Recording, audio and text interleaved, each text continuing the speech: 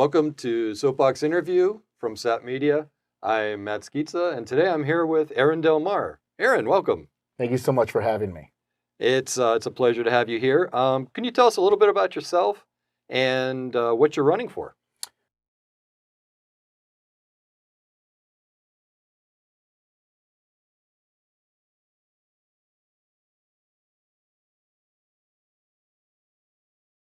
Yeah, so thanks again for having me on your show. Very excited to be here. I'm running for Lieutenant Governor of Illinois. I'm on the ticket with Gary Rabine from Rabine Paving, and we are running a common sense, can't be bought campaign, and we're excited to have the opportunity to take out J.B. Pritzker. Very good. So, why did you end up going for a lieutenant governor position?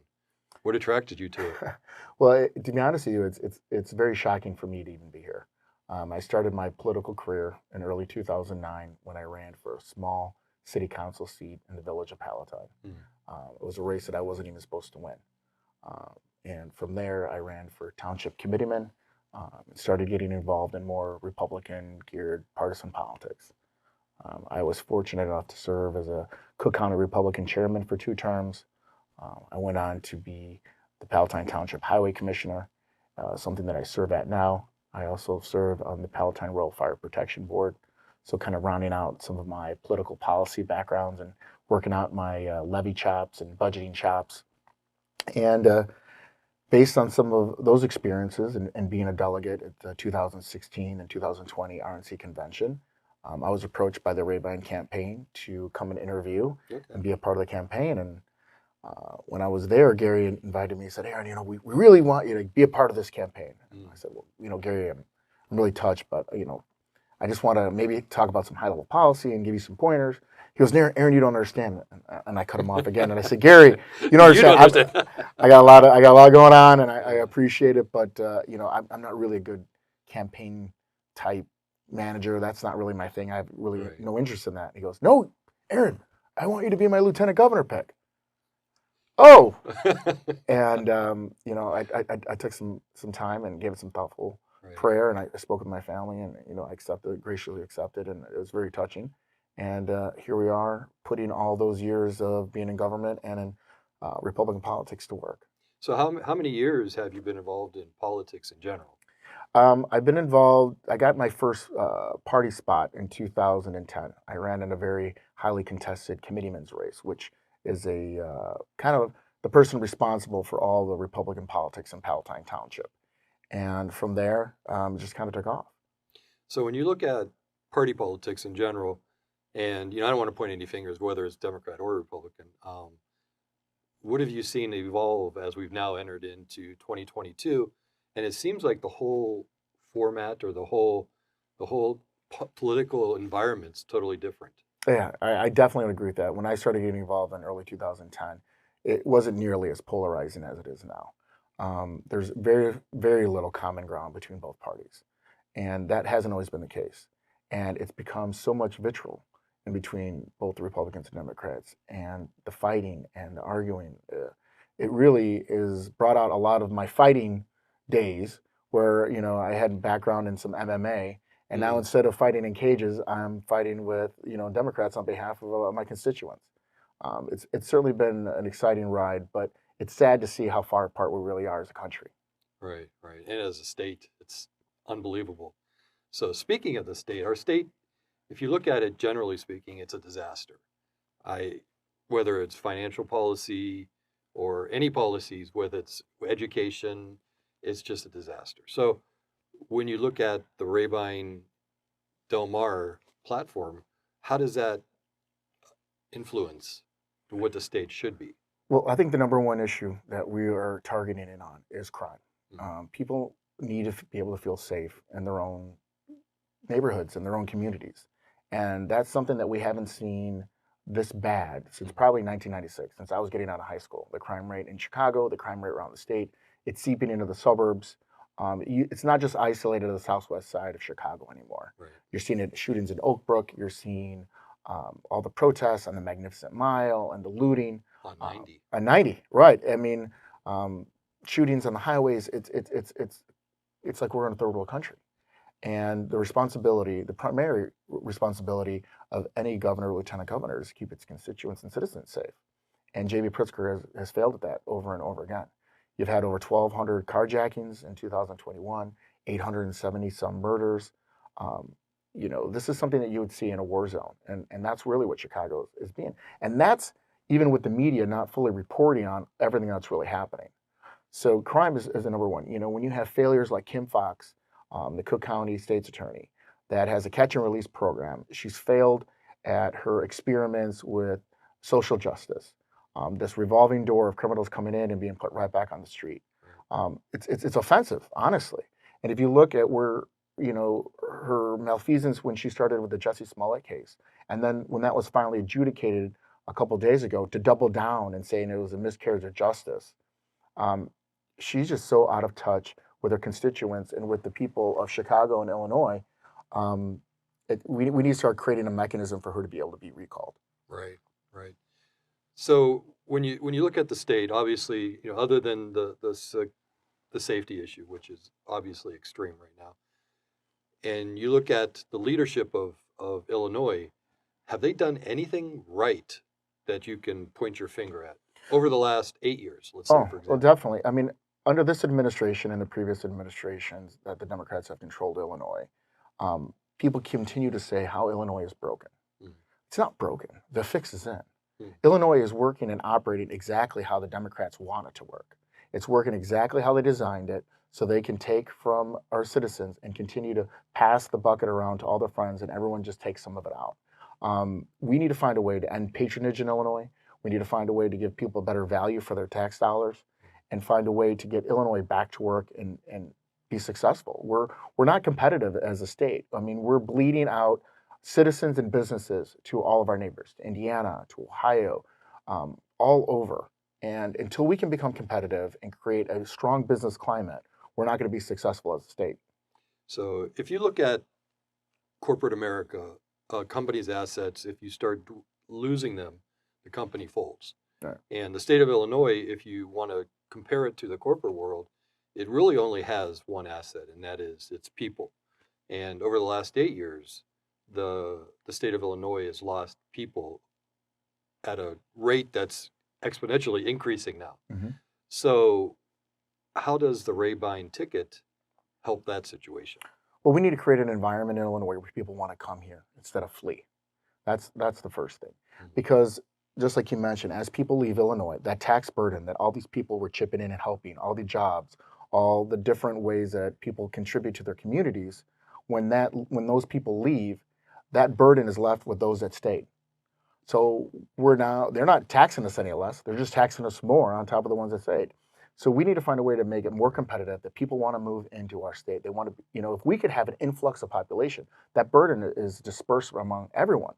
One of the things that Gary and I really want to do, and it's really important to us, is giving people a better value for the tax dollars that they spend and that they pay.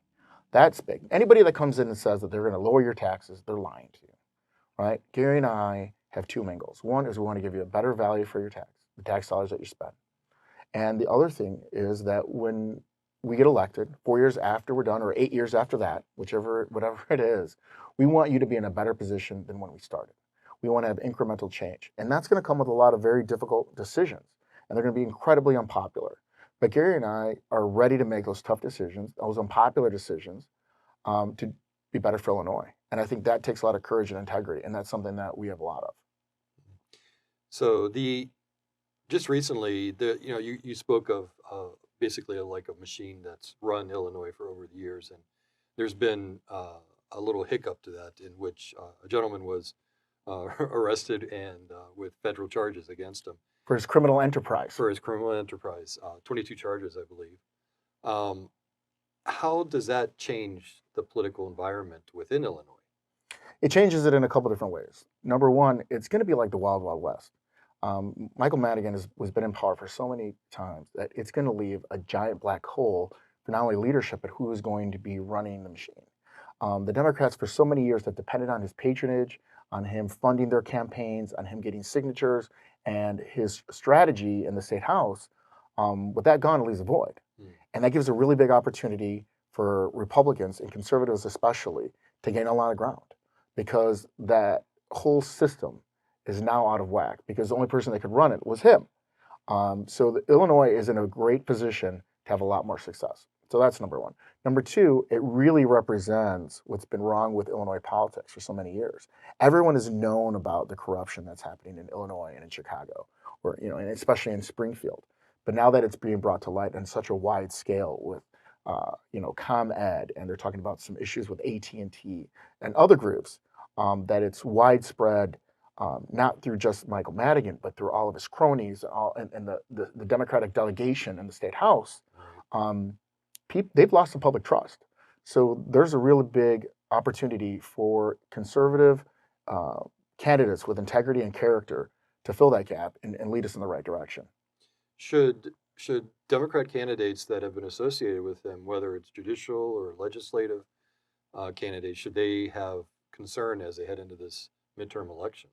Definitely, especially your state representatives. All your Democratic state representatives for the last 40 years, after they're elected and they're sworn in, the very first vote they take is electing a speaker. And every one of them casts a vote for Mike Madigan, right, until Chris Welch. And every one of them should be held accountable for that vote because they were complicit in his criminal enterprise. Right. And by voting for him and taking it and accepting his help and accepting his money, I think they're all implicated. And they should all be judged based on that. So let's roll away from state politics a little bit and go back to the lieutenant governor position. So a lot of the lieutenant governors that are out there, the other candidates, they have a certain tasks that they've been assigned to. Their special interests that they really want to focus on. For Aaron Del Mar, what is that? Well, there's two tasks really. Number one is Gary's putting me in charge of his crime and public safety task force. And that's something I feel very strongly about, making sure that our citizens are safe and having an opportunity to walk freely in Illinois. Number two is an opportunity for education and making sure that every child in Illinois, regardless of their background, has access to a meaningful education. And I think that's something that's incredibly important to me and it's important to our state. And that's another thing is that it drives people here to Illinois. Right. If you can provide people with an outstanding education, a world-class education, people are going to move here and they're going to bring their children. And the last part is property taxes. Property tax reform is incredibly important. When my parents moved to the northern suburbs of Palatine around 1989, they bought their house for, I don't know, $100,000. Now their house has gone up in value. It's probably worth like $300,000. But their taxes are 10 times what they were when they bought it. Taxes and the value of a house are completely unproportional, and that's not acceptable. When we're in Palatine, we're sitting on at least 11 levels of government. So when I'm sitting in my house, I'm in the village of Palatine, which is in Palatine Township, which is in Cook County, which is in the state of Illinois, right? Well, everyone knows those, right. Which is also in District 15 School District, which is in District 211 High School District, which is in the Cook County Mosquito Abatement District, which is in the Palatine Park District, which is in the Salt Creek Park District, right? Which is also in the Cook County Water Reclamation. And you have so many different levels of redundant government that could be streamlined, made more efficient, and give the taxpayer a better value for the dollars that they're spending. I think people, don't mind taxes as much if they feel like they're getting something from it. Right. So when you look at, for example, you brought up education, and the state of Illinois is one of the top 5 revenue gains for education. So they tax people quite a bit. However, the return on investment for education is almost near the bottom. So what do you do to fix that situation? Well, and it's inequitable. That's the thing. So the education that you get in Palatine is not the same as you get in Sangamon. It's not the same education you get in Chicago public schools. We're very fortunate to have a very strong tax base where our schools can succeed. My kids in high school, when they were freshmen, the first thing that happens is they're assigned an iPad. My kids in kindergarten through 8th grade are assigned a Chromebook. We have the technology. We have teachers that have master's prepared teachers. We're very fortunate. Now, we pay a lot of taxes, right? 74% of our property tax bill goes to those schools to fund them. But not everybody is as well off as we are in Palatine and is as fortunate. Kids in the city of Chicago don't have that. When you saw what happened to education during COVID, kids were having challenges just getting online. We take for granted that we have internet in our houses to watch Netflix and Hulu and such. We're not everybody's like that. And one of the things that people need to understand, and that Gary and I are going to do when we govern Illinois, is we're not going to just govern Chicago. We're going to govern the whole state. So from Kankakee to Rockford to East St. Louis to Macomb to Carbondale, everywhere around the state, it's the responsibility of the governor and lieutenant governor, not just the city of Chicago, which is a population mecca. And I think that's another way you can see where J.B. Pritzker has failed. Mm.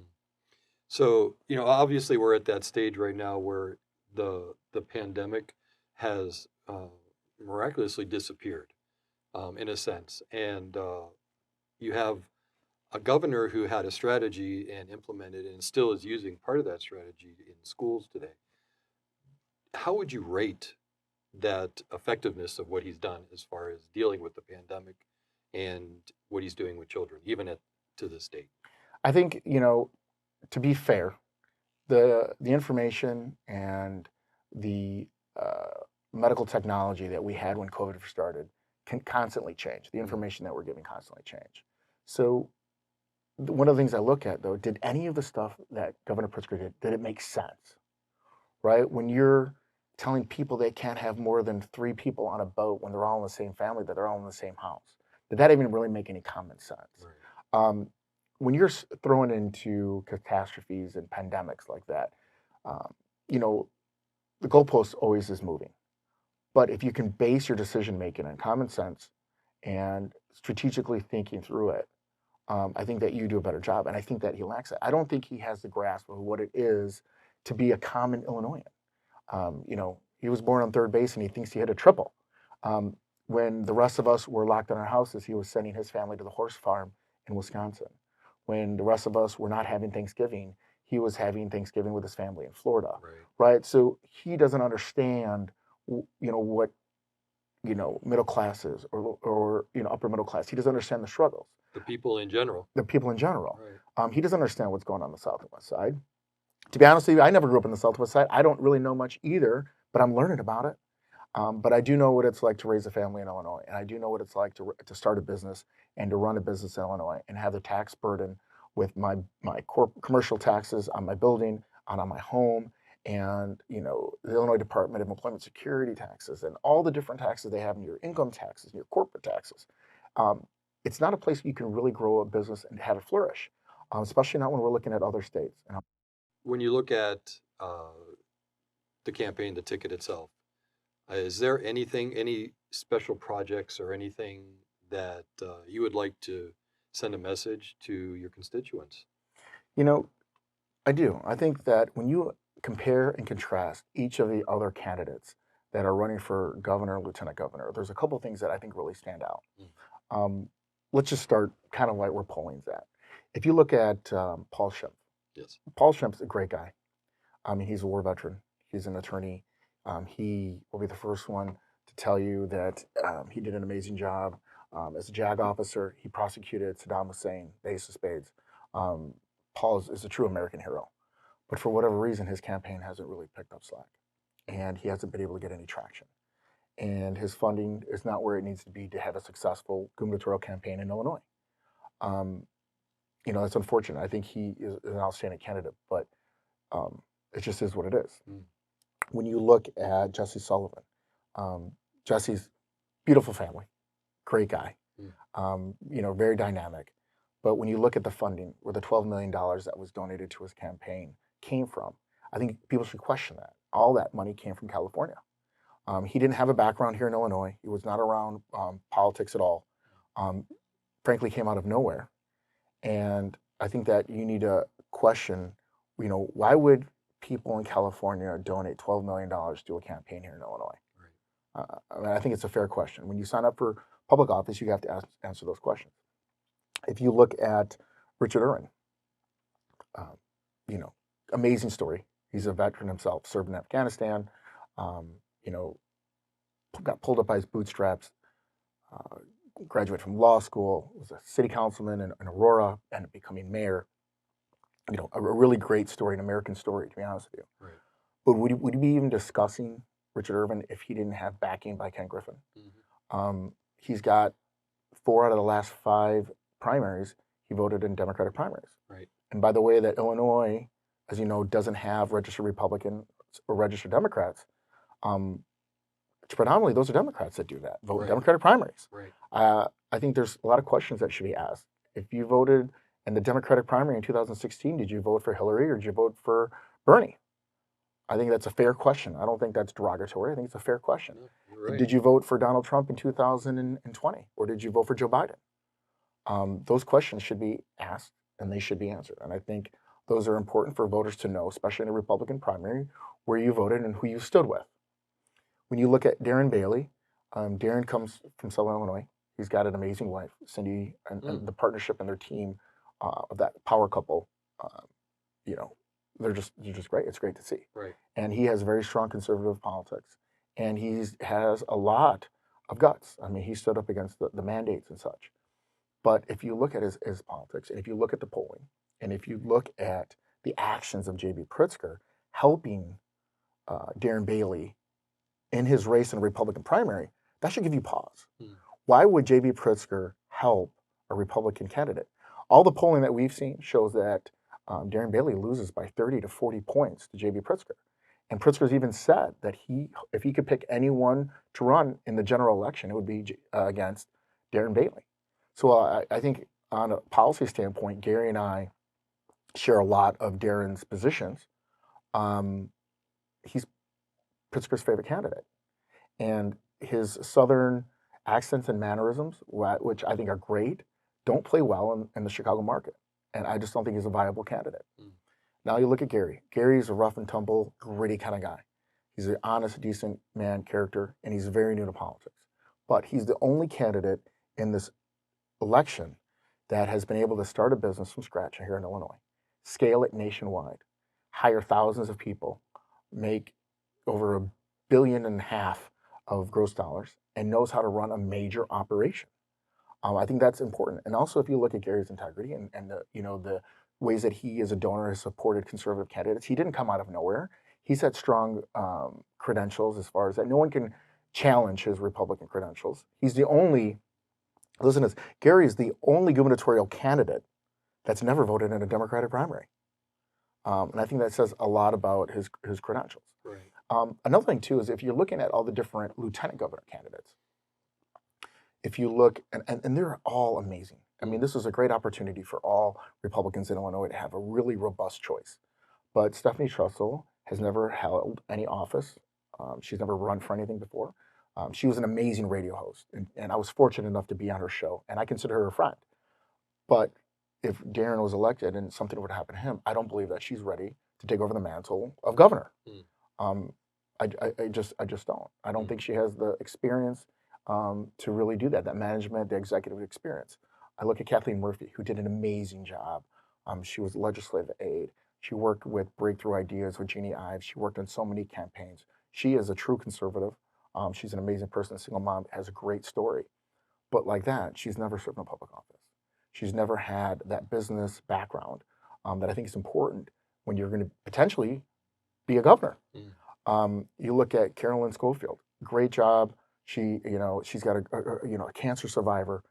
Her personal story, it's heartbreaking. I mean, she is a true trooper. I mean, all the adversity that she's been able to overcome, but yet again, she's never had any executive experience either in business or outside of being a county board member in McHenry, which is one of the smaller counties in Illinois.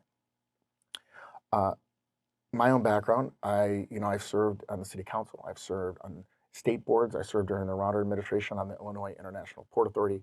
I've got a degree in public policy from Indiana University. I've served in many own boards. I've had executive experience creating my own budget as a highway commissioner, my own levies. So I have a classroom experience. I have real life political experience as a county chairman, the largest county in the state, the second largest county in the United States. I run two big businesses that are multi-million-dollar businesses, so I have an executive background from business. Personalities aside, I would put my credentials and my resume up against any lieutenant governor candidates. And you'll also notice that I was the only male that was picked. And I don't think it's because I'm, Filipino. I told Gary the first time I saw him, I said, Gary, I'm not Hispanic, right? I'm Filipino. Filipinos are not a big voting bloc. If you think I'm getting on Telemundo and it starts speaking Spanish, you know, you got the wrong guy. But I think Gary truly picked me for my resume and not playing gender or racial politics. Right, right. So when you brought up the business idea, and of course, corporate, we have a model in presidencies where you finally have a businessman that took over the country on an executive basis and turned it into an outstanding government, financing, foreign policy, and then turned it over to a career politician. And we've seen the the results of what's happening now with that. Do you think that Gary's business corporate uh, experience is really truly going to help the state of Illinois? 100%. And I think more than that is that his integrity and his grit are what's going to put him heads and tails above all the other candidates. Because in order to fix Illinois, in order to change the patronage and the corruption, and it's going to cause a lot of disruption and it's going to be very unpopular. You need to have somebody that has the internal fortitude to make those tough decisions, knowing that they're going to be unpopular, knowing that you're going to be criticized, knowing that you're going to be made fun of, but you're going to do it for the right reasons because you know in the end it's going to benefit the people you represent. Gary's not doing this because he wants to run for president. J.B. Pritzker has been kind of whispering about, you know, the next steps to the White House. Right. Gary has made a commitment to do this for 2 years, fix and reform Illinois, reform it and rebuild it, and then he's going to step back.